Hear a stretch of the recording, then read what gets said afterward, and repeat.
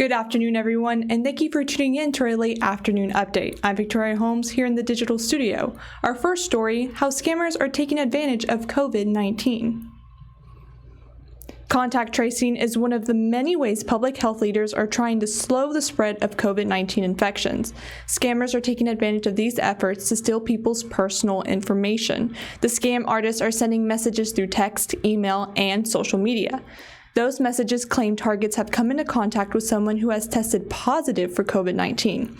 They're also using robocalls claiming to be contact tracing. What they end up asking for is personal and financial information. Experts are speaking out on how to tell a real contact tracer from a fake one.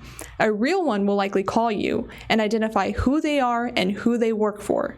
They then ask you to confirm your name, address, and birthday in most cases. They will not ask you for your government ID, numbers, or any bank information. Authentic contact tracers will never expose the identity of a person who has tested positive for COVID-19.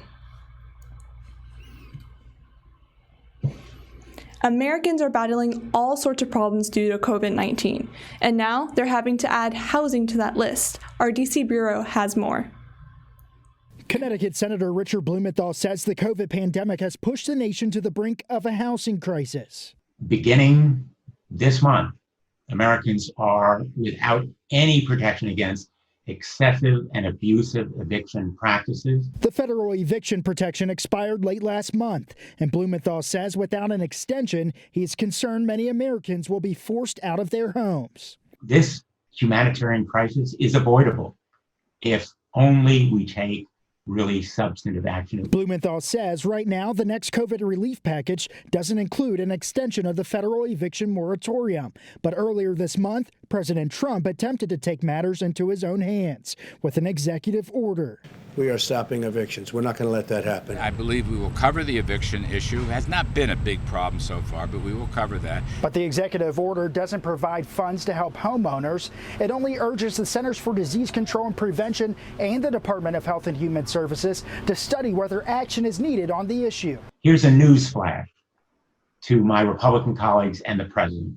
Yes, eviction moratoriums prevent homelessness.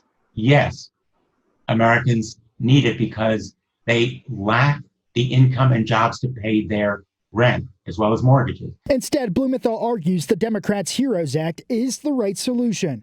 Reporting in Washington, I'm Morgan Wright. And now, Walmart is updating its store hours. If you've been missing your late night Walmart runs, well, there's some good news. Walmart is now extending its closing until 10 p.m. Most stores have been closing at 8:30 due to the pandemic. Executives with the retailers say they will keep safety measures in place. There's also a senior shopping hour every Tuesday for customers 60 years and older, the ones most at risk from the virus. Join me in wishing a very happy birthday to Miss Hester Ford. Hester turns 116 years old today. She was born in Lancaster County in South Carolina, but now lives in Charlotte. She credits her long life to her strong faith in God. She's the oldest person currently living in the United States.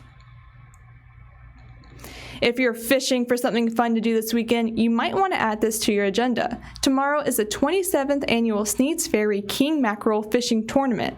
The tournament is hosted by the Sneeds Ferry Rotary Club. All proceeds from the event benefit local projects like Christmas gifts and holiday food for families. You can catch more information at WNCT.com. Thank you for tuning in for our late afternoon update. I'm Victoria Holmes here in the digital studio. Have a great weekend.